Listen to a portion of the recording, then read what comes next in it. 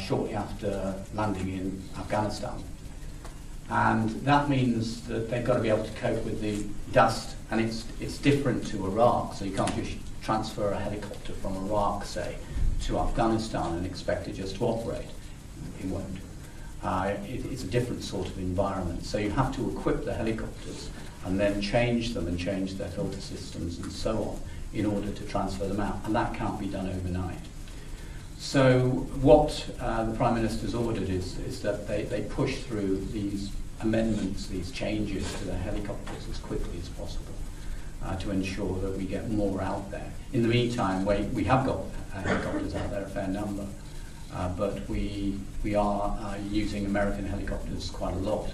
They've got far more of them than we have. They've got a far bigger army than we have, and indeed have far more people in Afghanistan than we have. So we do use them, as we did in Iraq, and indeed as we would in most other exercises.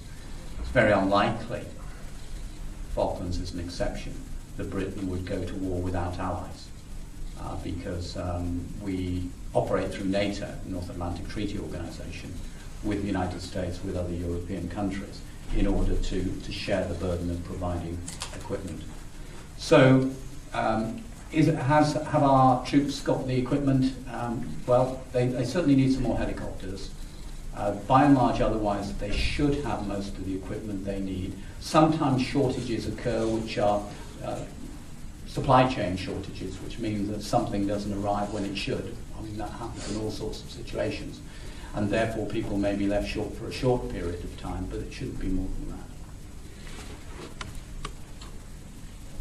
What else? What are your thoughts, sorry, Mark, what are your thoughts on the MP's expenses expose from the Daily Telegraph?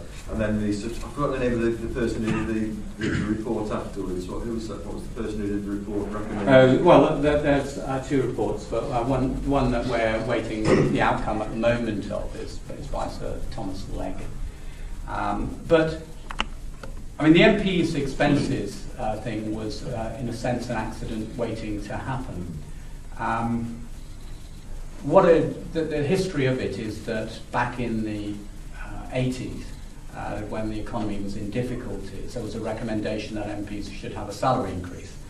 And at that time, Mrs. Thatcher decided, well, we'll give them more on their expenses, but we won't give them a salary increase. And we'll turn a blind eye to how people make claims. And that seems to have just been continued by John Major, by Tony Blair, right up to recently. Actually, I think Gordon can fairly say that he's not had any part in that, but otherwise, that certainly was the case. And consistent recommendations that MPs should have a pay rise. Well, it's just unpopular. Who wants to pay MPs more? Nobody does. So the result is, and some people wouldn't even pay MPs at all. So the result was that MPs were getting these allowances. Now, some of the allowances are for my office, so that employs my staff. I've got 3 staff located here in Bedworth and 1 in London. They deal with constituency cases. If people come to me with a problem, then they deal with that. Allowances for a second home are one of the controversial areas, because you end up having to have a home in London and a home in the constituency. So you're paying for 2 homes as a result of your job. So there's an allowance in respect of that.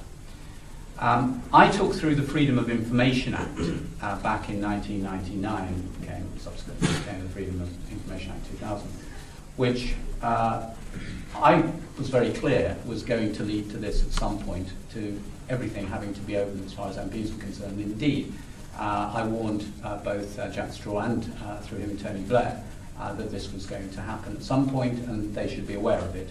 And they were, and we took the legislation through anyway. The courts for a while didn't try to get involved in Parliament, but then a case came up through the courts, and eventually it was decided that MPs' expenses should all become public. Now, I haven't faced much criticism for mine, thankfully, but a number of MPs have built duck houses and all sorts of things. Their argument has been, well, we were told we could do this. However, as far as most people are concerned, it's an expenses system, and you only claim on it if you have an expense that's legitimate. And some of these clearly weren't legitimate. As far as some of the MPs were concerned, it was an allowance, and you claimed if you wanted to claim on the allowance. That was the sort of way in which it was painted by the Peace Office. So I think we've ended up in a complete mess. It was a predictable mess. I thought it would happen some time ago. I tried several times to warn some of my colleagues who didn't want the information to be public, that it was going to be public, and there wasn't actually in law, it seemed to me, a lot that could be done in the end. It was going to be public. I knew what the legislation said.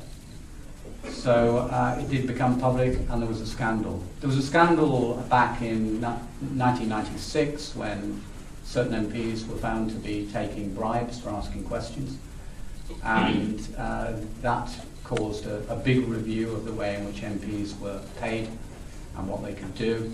This one will create another big review. We'll see the report of Sir Thomas Legge shortly, which will look at whether certain MPs have to pay money back, and some MPs may end up being prosecuted. I don't know. They may not be. I think as the prosecution, remember I'm a lawyer, I think they will find some difficulty because of the vagueness of some of the rules in prosecuting, but we'll see what happens. It may well be, I don't know the detail of some of the MPs' claims, that they were very, very dodgy indeed. Mike, you said you also had a very strong part in bringing in the Human Rights Act as law from the European Court, the European Commission. Certainly a lot of the public think that it swayed the balance to the criminal and the certainly the immigrant who shouldn't be here, who is the foreign criminal, who uses the Human Rights Act in order to prolong their stay in this country. Does that bother you in some way, that it's not being used for maybe the purpose that it was originally brought in for? Well, first of all, the Human Rights Act is separate to the European Union. The European Union is about economic issues. The Human Rights Act enshrines something called the European Convention on Human Rights, which goes before the European Union. The European Convention on Human Rights was written by British lawyers after the Second World War, and it sets out a whole series of basic rights for the whole of Europe. We are signatories to that, and we were bound from 1949 onwards to the Human Rights Convention, so we had to abide by it. However, the problem was that we had to abide by it, but nobody could enforce it in English or Welsh or Scottish courts. They just couldn't do it. So what the Human Rights Act does is enable people to access their rights in Europe in our courts. Now, rights have all sorts of implications. So there are rights, human rights for elderly people not to be treated poorly because they have a basic right under Article 8 to basic private and family rights. So that gives older people a right to be treated more fairly by public services, and also because they are elderly when they're being looked after and cared for by public services. It also gives some basic rules in relation to the legal system. Now, it would be the case in any event that asylum seekers and so on would use the asylum legislation, and particularly the Convention on the Rights of Asylum Seekers, which is of a similar date to the Human Rights Act, although an international and much bigger than Europe piece of legislation. They would use that anyway, so it's not made a great deal of difference in terms of asylum seekers. As far as people who are criminals are concerned, some criminals have sought to use parts of the Human Rights Act to make clear their rights, and it may well be that some of that is correct, but by and large the judges have not allowed criminals to ride a coach and horses through the criminal law. Each of the provisions of the Human Rights Act is balanced, so it's